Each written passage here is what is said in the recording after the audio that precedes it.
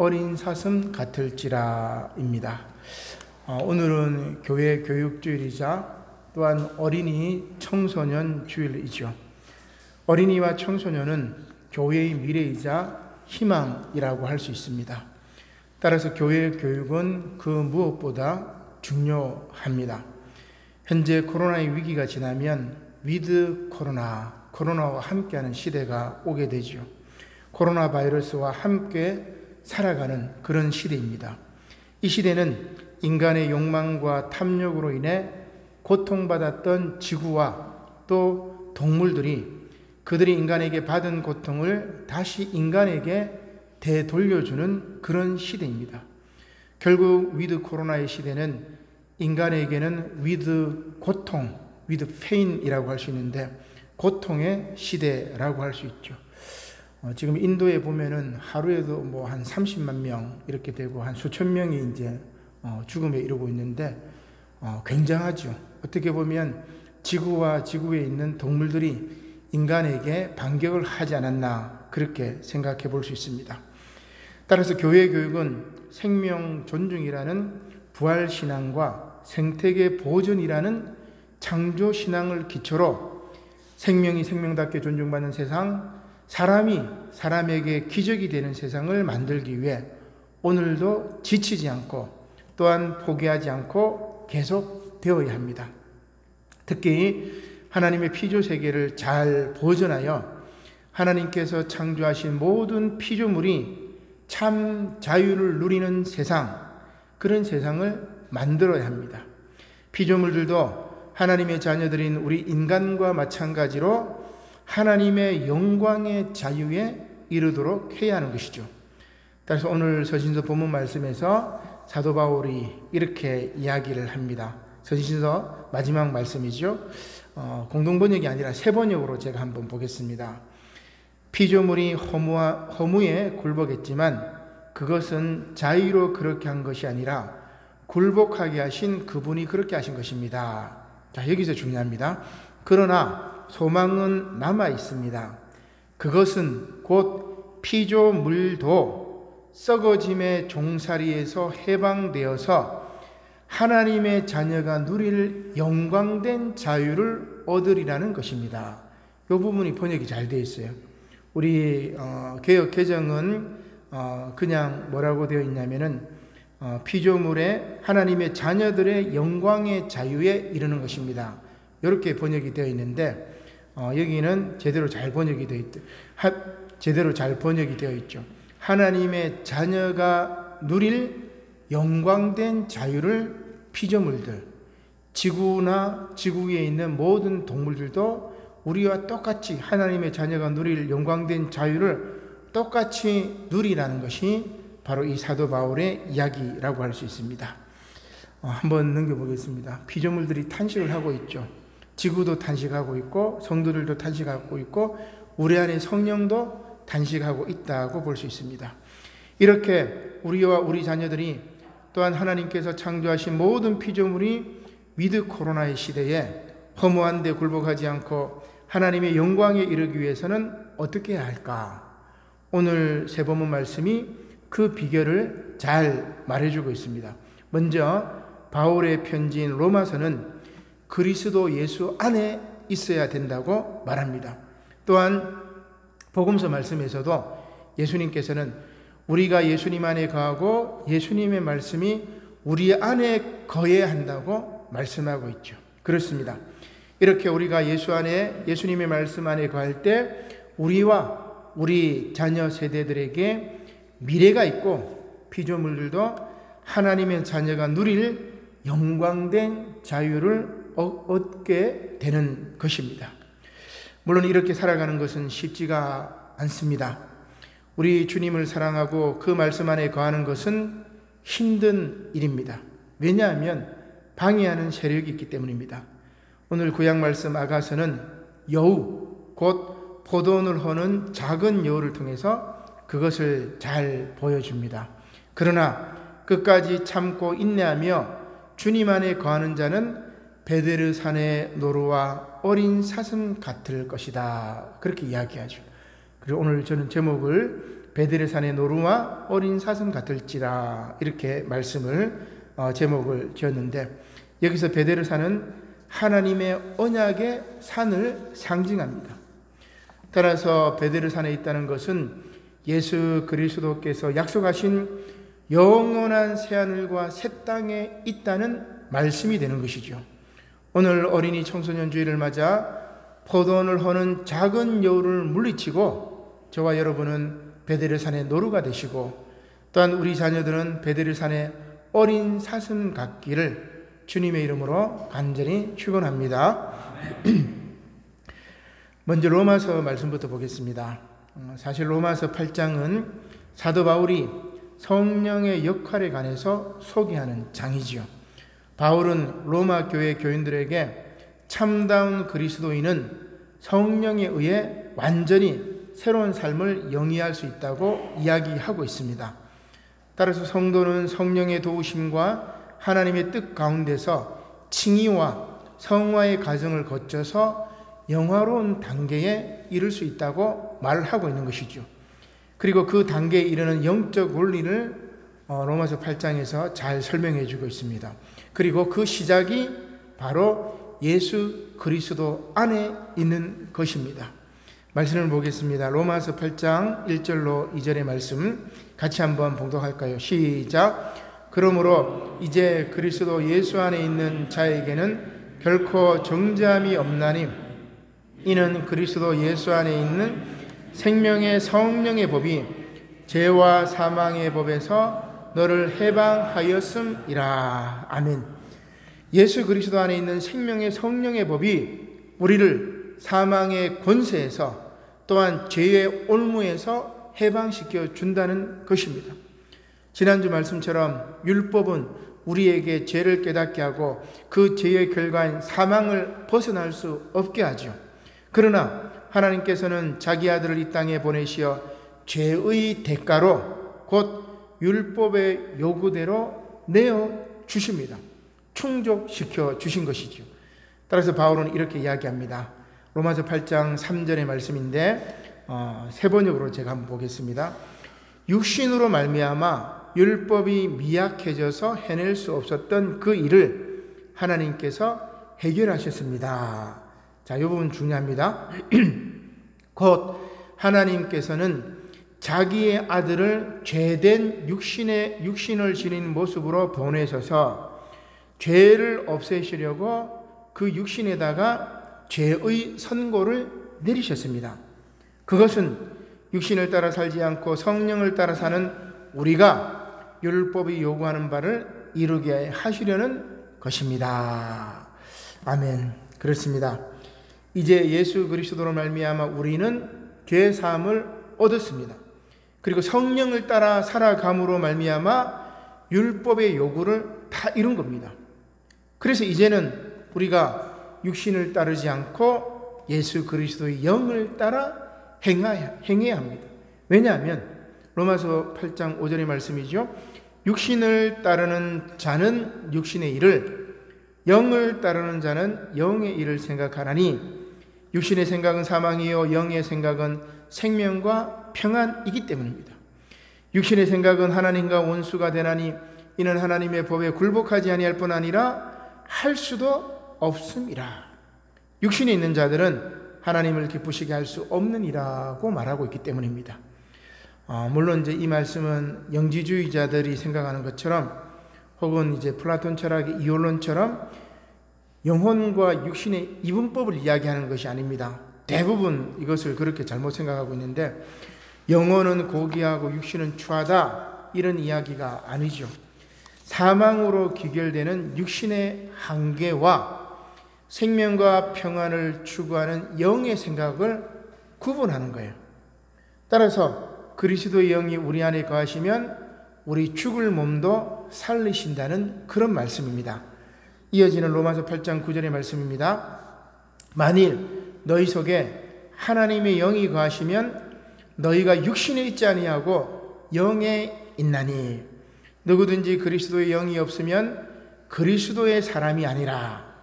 또 그리스도께서 너희 안에 계시면 몸은 죄로 말미암아 죽은 것이나 영은 의로 말미암아 살아있는 것이니라. 예수를 죽은 자 가운데서 살리신 이의 영이 너희 안에 거하시면, 그리스도 예수를 죽은 자 가운데서 살리신 이가 너희 안에 거하시는 그의 영으로 말미암아 너희 죽을 몸도 살리시니라. 이렇게 이야기합니다.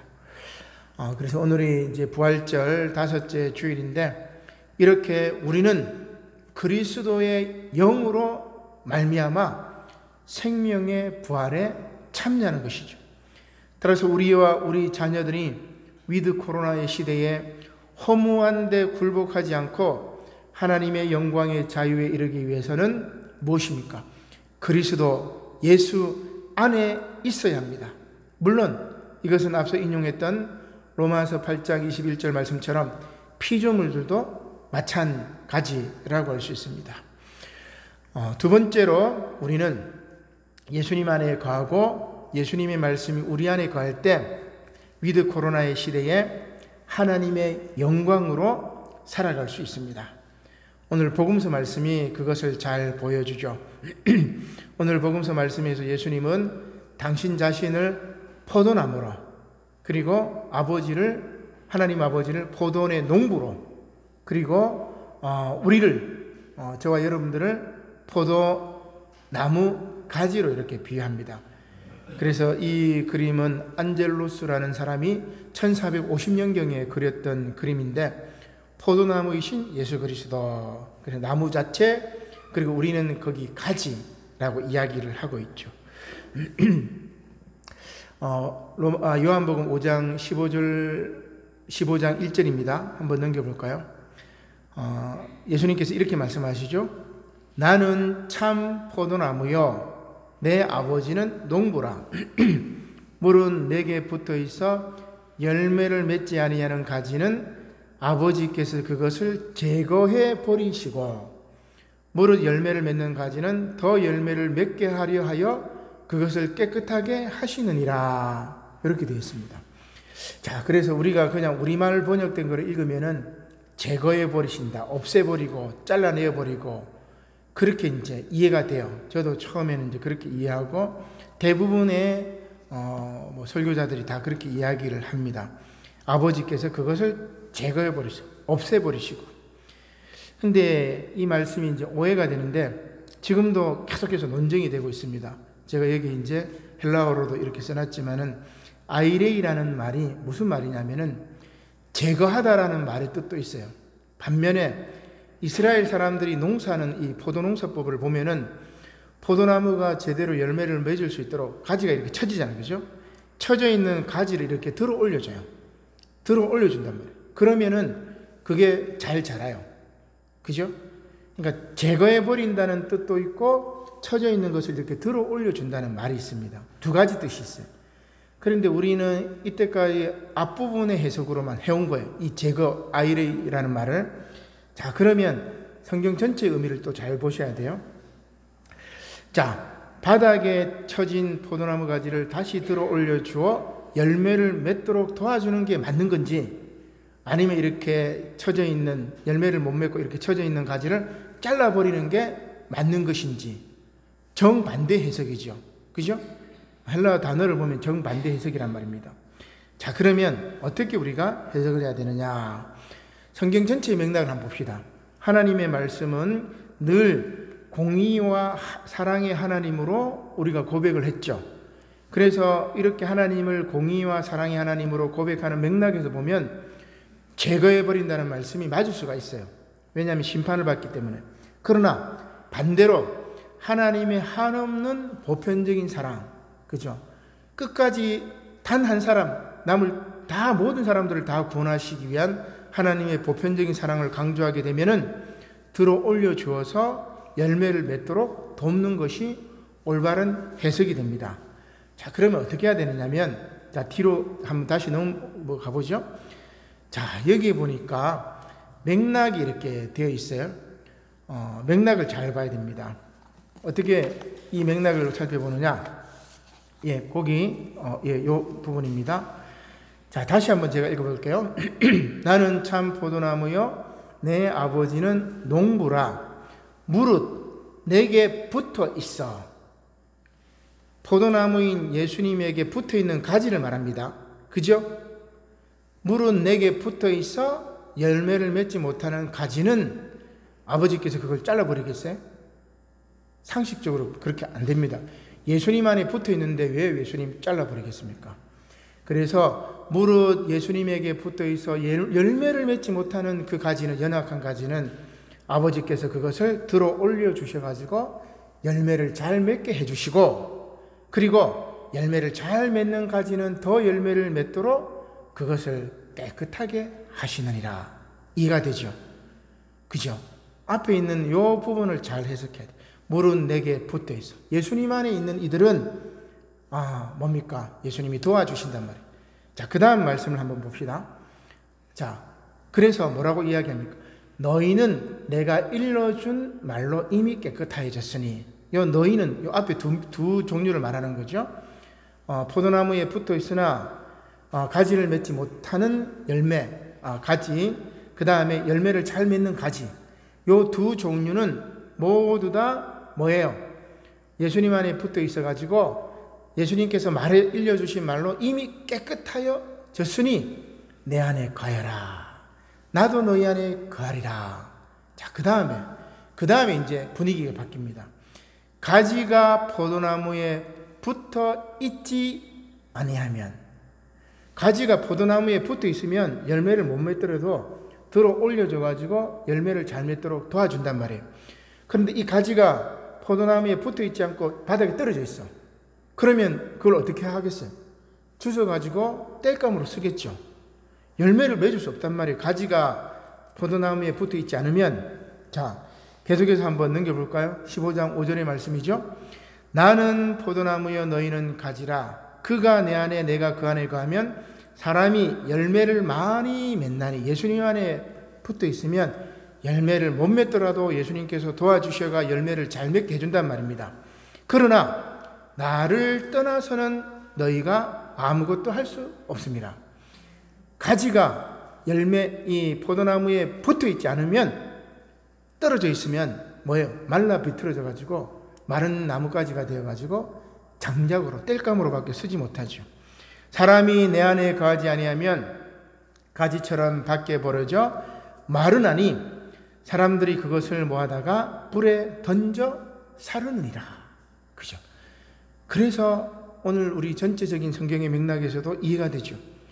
때로는 하나님께서 공의의 하나님으로, 때로는 사랑의 하나님으로 나타나는데, 그 사랑은 예수님 안에 붙어 있을 때는 비록 열매를 맺지 못하더라도 예수님께서 도와주신다는 말이에요. 그러나 예수님 안에 거하지 아니하고 포도나무에 붙어 있지 않고 바닥에 떨어져 있으면 그것은 불태워 버린다는 말이에요. 그래서 사랑과 심판의 하나님, 공의의 하나님으로 또한 이렇게 연결이 되는 것이죠. 계속해서 말씀을 보겠습니다. 요한복음 15장 7절의 말씀이죠. 너희가 내 안에 거하고 내 말이 너희 안에 거하면 무엇이든지 원하는 대로 구하라. 그리하면 이루리라. 너희가 열매를 많이 맺으면 내 아버지께서 영광을 받으실 것이요 너희는 내 제자가 되리라. 이렇게 예수님 안에 거해 많은 열매를 맺으면 하나님께서 영광을 받으시는 것입니다. 그런데 중요한 것은 예수님 안에 거한다는 의미를 예수님께서는 이렇게 말씀하시죠. 요한복음 15장 9절의 말씀입니다. 아버지께서 나를 사랑하신 것 같이 나도 너희를 사랑하였으니 나의 사랑 안에 거하라. 내가 아버지의 계명을 지켜 그의 사랑 안에 거하는 것 같이 너희도 내 계명을 지키면 내 사랑 안에 거하리라. 무슨 말씀입니까? 예수님 안에 거한다는 말의 참 뜻은 뭐라고 이야기하는 거죠? 사랑으로 이야기하는 겁니다. 하나님의 계명인 사랑 안에 거하라는 말씀이지요. 그래서 오늘 요한복음 15장 12절 우리가 본문 말씀 이후에 보면은 예수님께서 이렇게 말씀하십니다. 내 계명은 곧 내가 너희를 사랑한 것 같이 너희도 서로 사랑하라 하는 이것이니라. 사랑에 대한 이야기를 하시는 거죠.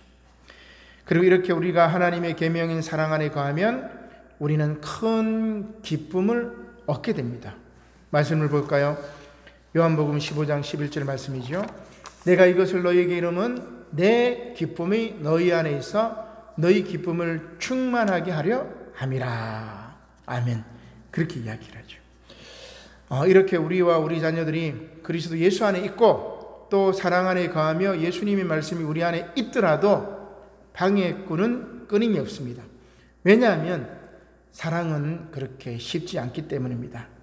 오늘 구약 아가서는 솔로몬과 술람미 여인 간의 사랑을 통해서 그 사랑이 쉽지 않음을 잘 보여줍니다. 왜냐하면 사랑의 방해꾼이 있기 때문이죠.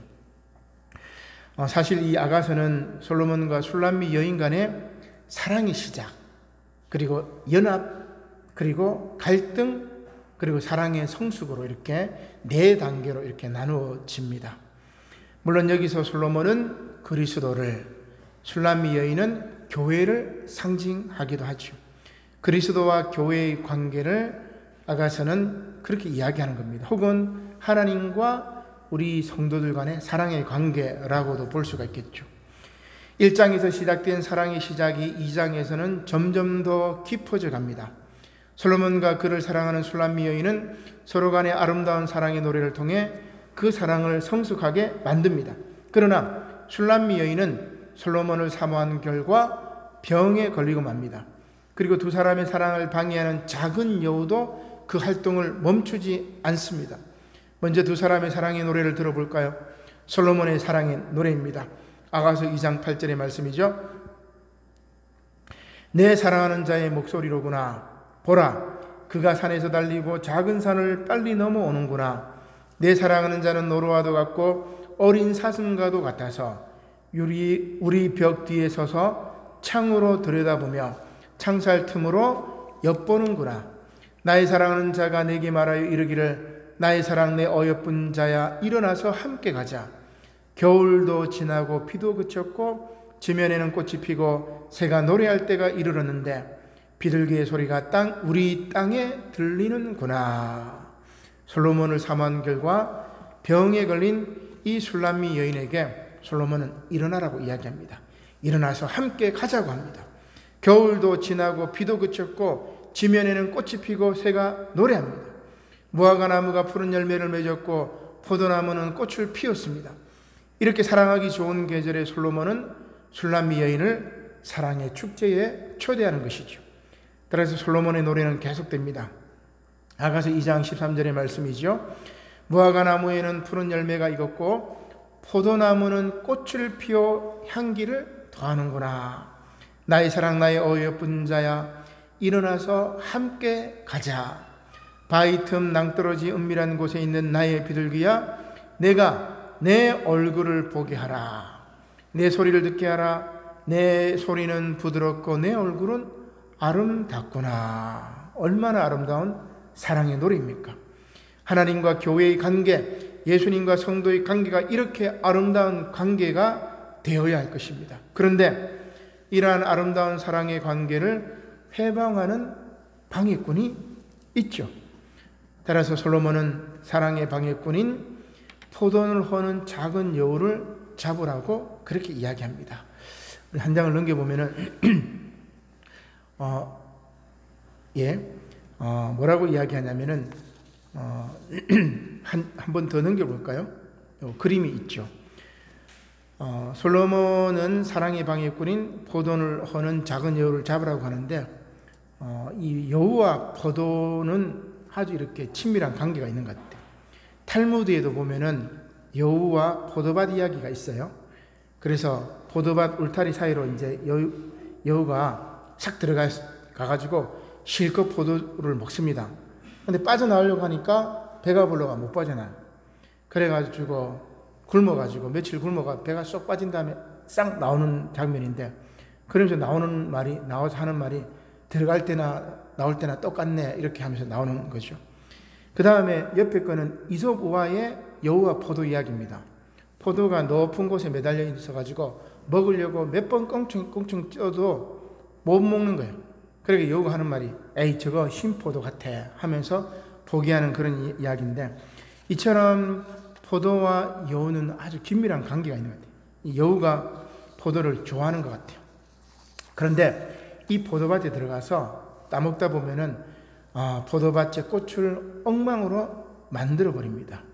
따라서 하나님께서 만드신 이 아름다운 세상, 그 포도원의 아름다운 꽃이 잘 필 수 있도록 여우를 잡아야 합니다. 뒤로 다시 올라가면 됩니다. 자, 그래서 아가서 위로 올라갑시다. 2장 15절에 이렇게 이야기를 하죠. 우리를 위하여 여우, 곧 포도원을 허는 작은 여우를 잡으라. 우리의 포도원에 꽃이 피었습니다.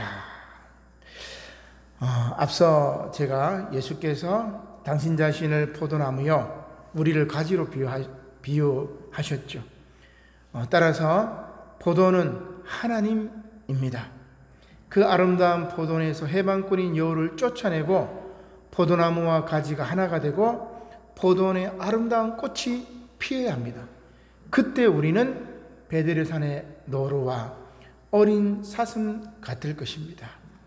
아가서 2장 16절의 말씀입니다. 한 장 더. 내 사랑하는 자는 내게 속하였고 나는 그에게 속하였도다. 내가 예수님 안에, 예수님이 내 안에. 그죠? 예수님의 사랑이 내 안에, 나의 사랑이 예수님 안에. 우리가 서로 사랑하면 그가 백합화 가운데에서 양떼를 먹이는구나. 내 사랑하는 자야, 날이 저물고 그림자가 사라지기 전에 돌아와서 베델의 산의 노루와 어린 사슴 같을지라. 그렇게 이야기를 하고 있습니다. 서두에도 말씀드렸지만 여기서 베델의 산은 하나님의 언약의 산입니다. 사랑의 언약이죠. 그 사랑 안에 있다는 것입니다. 그리고 이것은 결국 부활하신 주님과 함께 예수 그리스도께서 약속하신 영원한 새하늘과 새 땅에 있다는 말씀이 되는 것입니다. 사랑하는 성도 여러분, 코로나의 위기로 또 올 한 달은 어린이날, 석가탄신일, 어버이날 굉장히 이렇게 사람들이 모일 수 있는 여지가 많습니다. 어떻게 보면은 더 이제 위험하다고 볼 수 있는데 많이 힘들고 어렵지만 우리가 예수님 안에 거하고 예수님의 말씀과 사랑이 우리 안에 거하면 우리는 이 위기를 잘 극복할 수가 있습니다. 이제 겨울도 지나고 비도 그쳐갑니다. 조금 더 참고 인내하고 이 위기를 잘 극복하시기를 바랍니다. 특별히 생명 문화를 확산시키는 부활신앙과 생태 환경을 보존하는 창조신앙을 우리 자녀들과 후손들에게 물려주는 저와 여러분들이 되시기를 주님의 이름으로 간절히 축원합니다. 아멘. 기도드리겠습니다. 고마우신 하나님, 감사를 드립니다. 오늘 부활절 5째 주일이자 교회 교육주일, 어린이 청소년 주일을 맞이하여 주님, 우리 자녀들에게 부활신앙과 창조신앙을 잘 물려주어 위드 코로나의 시대, 고통의 시대에 하나님의 말씀으로 새롭게 변화되어 참으로 참된 사랑으로 주님 안에 거함으로 말미암아 주님께서 우리 안에 거함으로 말미암아 이 위기를 잘 극복하고 이겨낼 수 있도록 인도하여 주시옵소서. 주님의 영원한 언약의 동산인 저 베델의 산에 노루와 어린 사슴 같을 수 있도록 저희들을 인도하여 주시옵소서. 축복하여 주시옵소서. 주장하여 주시옵소서. 함께하여 주시옵소서. 감사를 드리며 예수님의 이름으로 기도드립니다. 아멘. 다 함께 자리에서 일어나시어 결단 찬송 620장 1절만 부르시겠습니다.